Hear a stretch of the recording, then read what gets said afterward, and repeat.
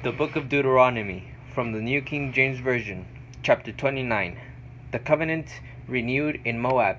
These are the words of the covenant which the Lord commanded Moses to make with the children of Israel in the land of Moab, besides the covenant which he made with them in Horeb.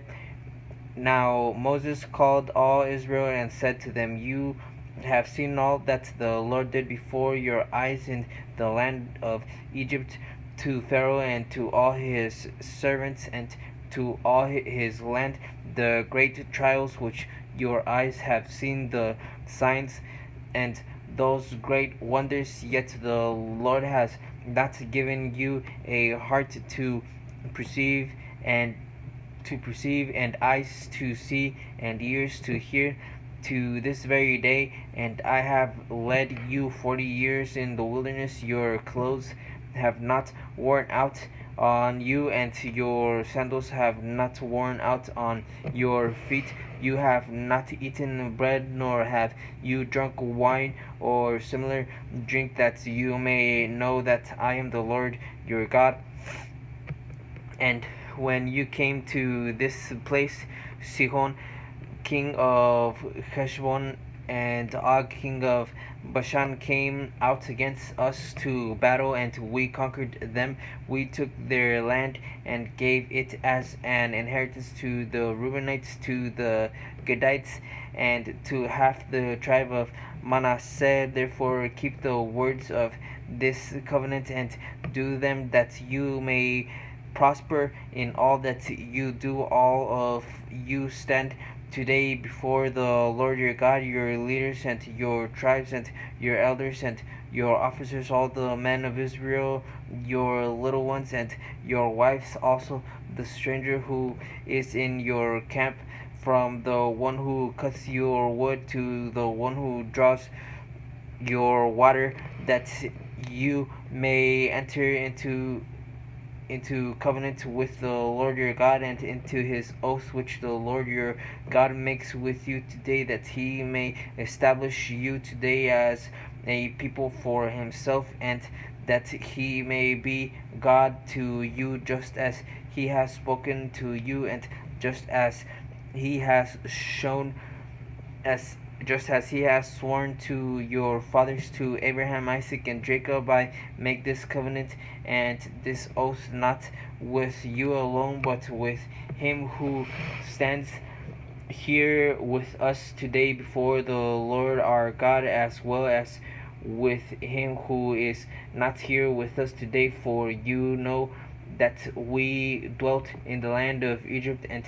that we came through the nations which you passed by, and you saw their abominations and their idols, which were among them wood and stone and silver and gold, so that there may not be among you man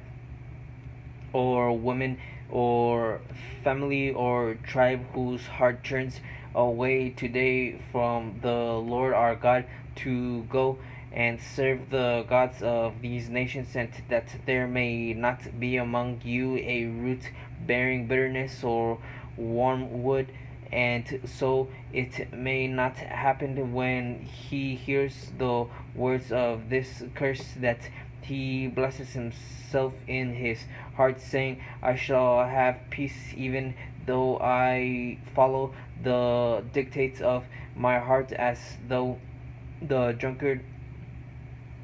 could be included with the sober. The Lord would not spare him, for then the anger of the Lord and his jealousy would burn against that man, and every curse that is written in this book would settle on him, and the Lord would blot out his name from under heaven, and the Lord would separate him from all the tribes of Israel for adversary, according to all the curses of the covenant that are written in this book of the law, so that the coming generation of your children who rise up after you, and the foreigner who comes from a far land, would say, when they see the plagues of the land and the sicknesses which the Lord has laid on it. The whole land is brimstone, salt, and burning. It is not sown, nor does it bear, nor does any grass grow there, like the overthrow of Sodom and Gomorrah, Admah, and Seboim, which the Lord overthrew in his anger and his wrath. All nations would say, why has the Lord done so to this land? What does the heat of this great anger mean? Then people would say, because they have forsaken the covenant of the Lord God of their fathers, which he made with them when he brought them out of the land of Egypt. For they went and served other gods and worshipped them, gods that they did not know and that he did not give to them. Then the anger of the Lord was aroused against this land, to bring on it every curse that is written in this book. And the Lord uprooted them from their land in anger, in wrath, and in great indignation, and cast them into another land, as it is this day. The secret things belong to the Lord our God, but those things which are revealed belong to us and to our children forever, that we may do all the words of this law.